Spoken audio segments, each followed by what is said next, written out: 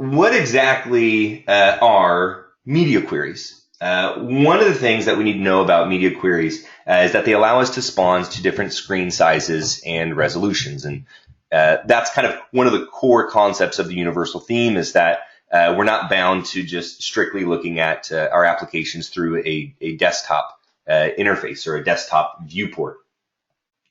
How does Apex use this functionality? Well, you can observe as you use a universal theme application, as you resize your browser, you can see that the menu will collapse, and different components in different regions will resize accordingly.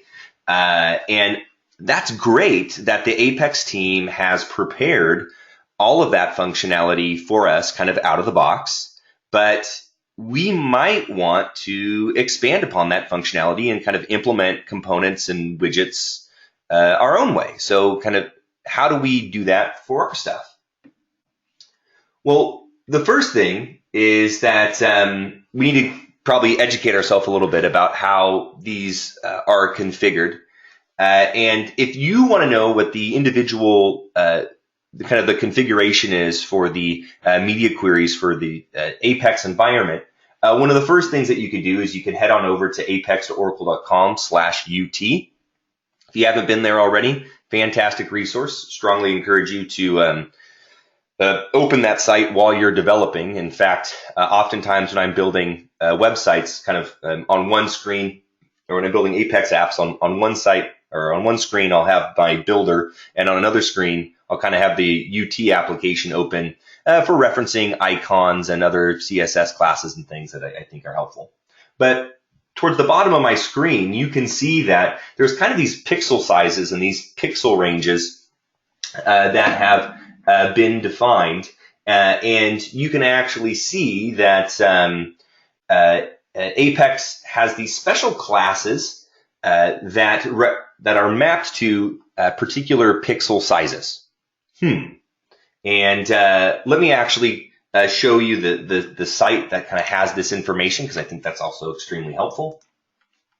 In Apex Oracle Com UT. And when you come to Apex Oracle Com UT, of course, it takes you to this nice little landing page. But we're going to spend some time over on in the reference area. I find there's a lot of good information here.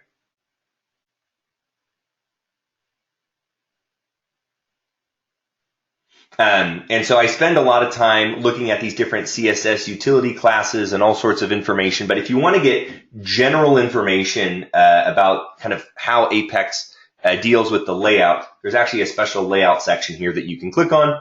And it'll actually show you kind of the individual columns and kind of how, the 12 individual columns that regions can be broken up into. And it also talks about the column modifier classes here. And here you can see that we have call, extra small, small, medium, and large. Okay, but what is that telling me? The other thing that I need you to realize is that if you say toggle layout columns, you can actually see that there are 12 kind of invisible columns that are being used to control the sizing of my element. So if I was to say that something was to consume 6 columns, I can see that it's going to take up 6 of the 12 available columns, which results in that region or that component being 50% of the available space. So 6 columns plus 6 columns equals 12 columns, which makes up 100% of the space.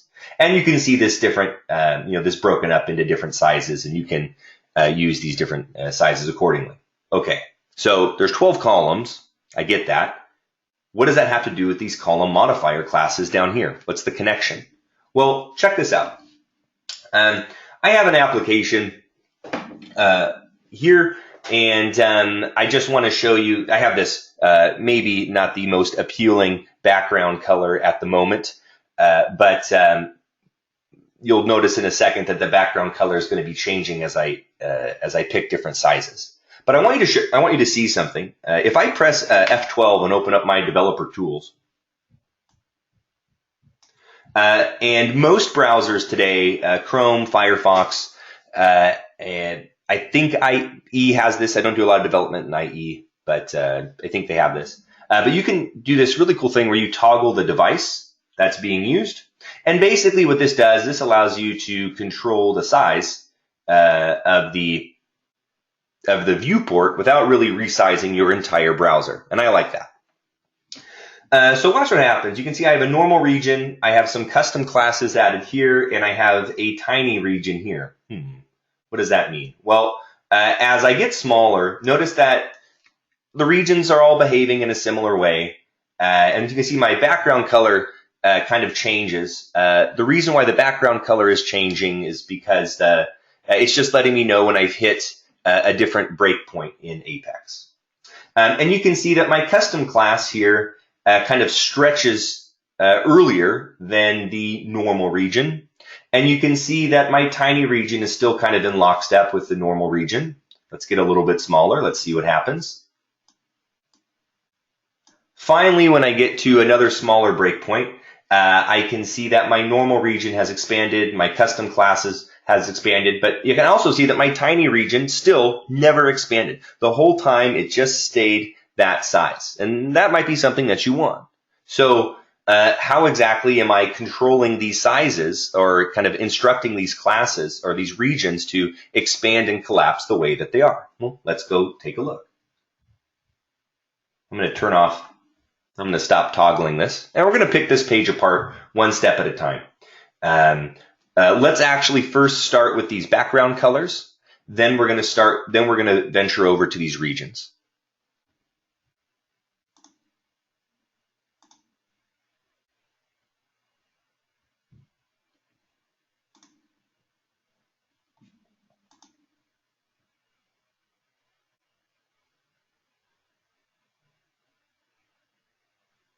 Okay. Now we can see that I'm currently editing this page. Well, how exactly did those background colors show up? Well, if I scroll down over on, while selecting my page level properties, if I scroll down on my properties menu, I can see that there is some inline CSS that is included on this page.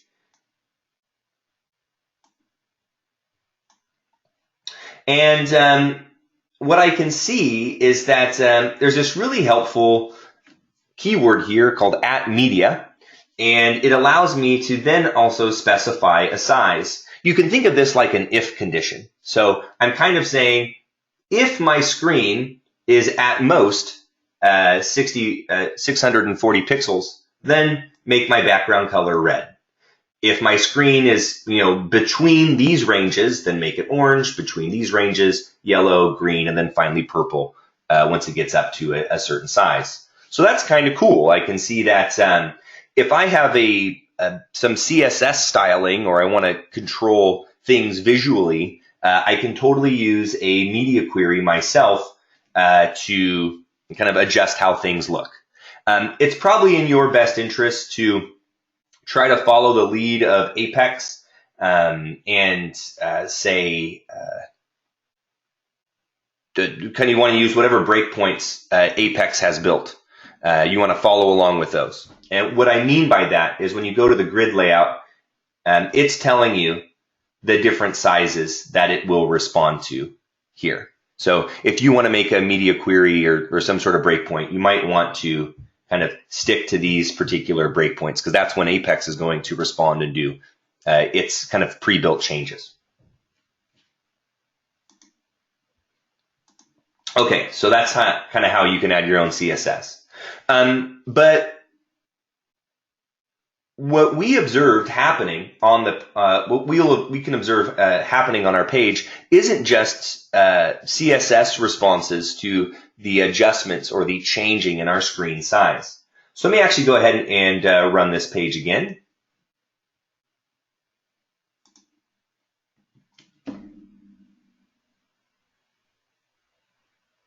And I'll go ahead and press F12 to open up my developer tools.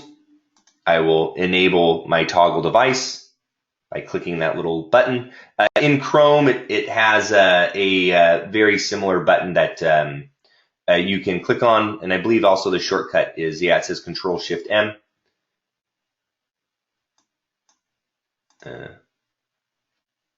Why is my device not visible? There we go. I want you to observe something. Over here on the left-hand side, as I make my screen much larger, not quite large enough, almost there, you can see that this navigation decides to expand. I just want to be clear that this is not at all related to, or this is not just CSS. There's also some JavaScript going on to trigger that to happen. So how could we do something like that with our widgets? Rather than just writing CSS, we also have JavaScript that responds to the size of the page. Well, it turns out that if we come back to our universal theme sample application, under references, there's an area here for JavaScript APIs.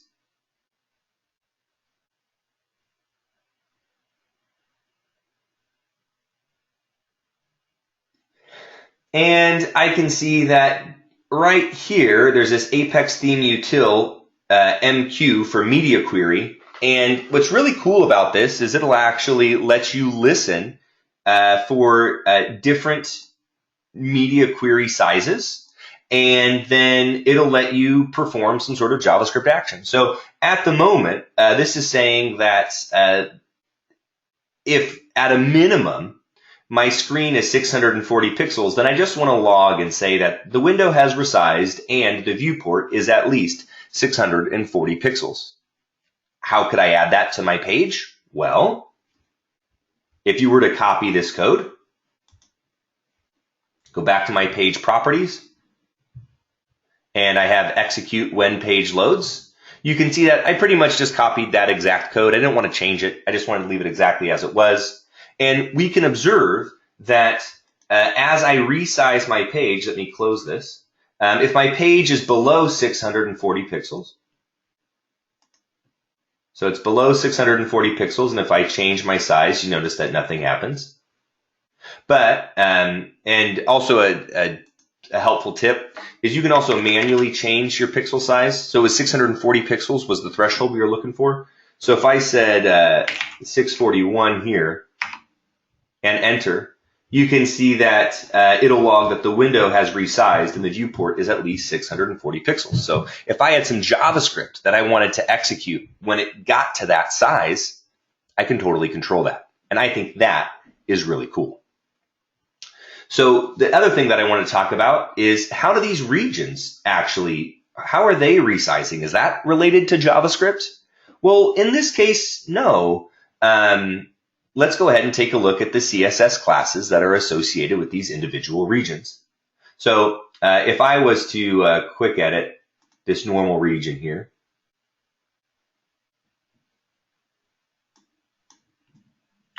notice that I have a column span of 6. I'm just declaratively using what Apex offers me. That's all that I've done here.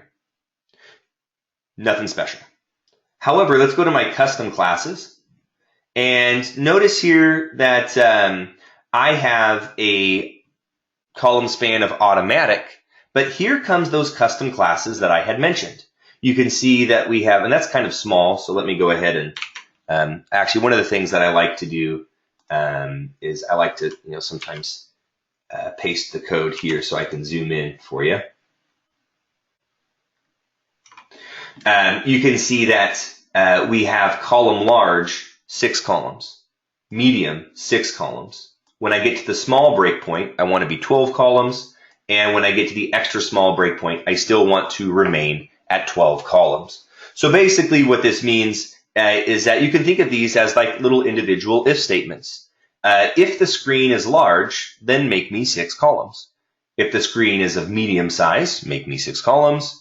And then finally, if it's small, I wish to consume 12 columns or 100% of the screen. So you can kind of control the exact sizing as things get bigger or smaller inside your application. Fair enough. Let's go ahead and take a look at tiny region. What's different about that one? And if I pull the code for tiny region, the difference here is that you can see that regardless of the size, I'm saying always be 6 columns. If it's large, medium, small, extra small, or extra, extra small, I don't care. I want you to always be 6 columns. Now, is this the right thing? I don't know. It just depends on the situation. But I have complete control over the exact sizing of my region at any given time. Okay. I didn't have to write any extra CSS to do this. I actually just went ahead and leveraged existing classes that the Apex team has created for me. Okay. And there's actually one thing, I'm going to go a tiny bit off script here. There is a new thing that I guess I just wanted to show you that I think is also extremely helpful. And let's go to responsive CSS classes.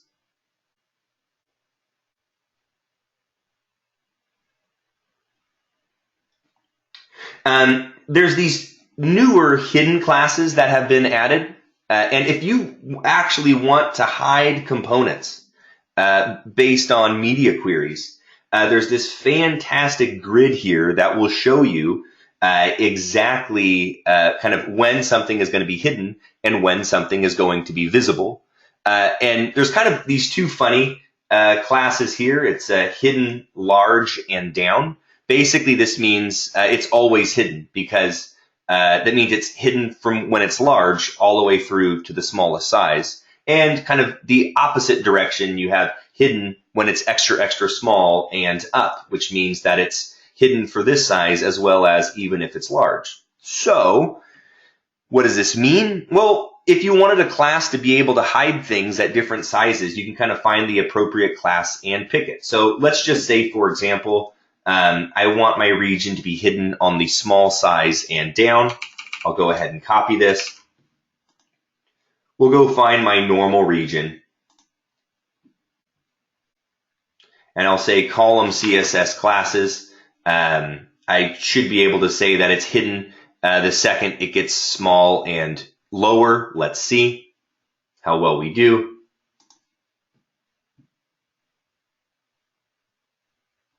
Notice that the region is gone because it's small. And if I get bigger, you can see that the region comes back. So that's kind of a nice, easy way to, if you want to potentially toggle different regions based on different sizes, you could totally do that very easily with the addition of some CSS classes. Cool. So that's media queries, as well as the responsive classes that we can use to kind of interact with our page. Hey Tyson, this is Dave. Quick question. Yep. What your F12 function in Chrome? Yes. Do you have any special function associated with that? Do we need a plugin for that? No. So shipped with all browsers today. It's an IE, Firefox, and Chrome. When you press F12, that opens up developer tools. And I strongly recommend that all Apex developers become familiar with developer tools. Developer tools gives us fantastic insights into, you can write ad hoc JavaScript against the page, and I can say, hey everyone, and it'll actually execute that against the page. That's pretty cool. And the other thing that it allows you to do that I think is just so incredibly helpful is you can actually inspect individual elements. And I will be doing this later to kind of show you how you can find the definition of different elements. So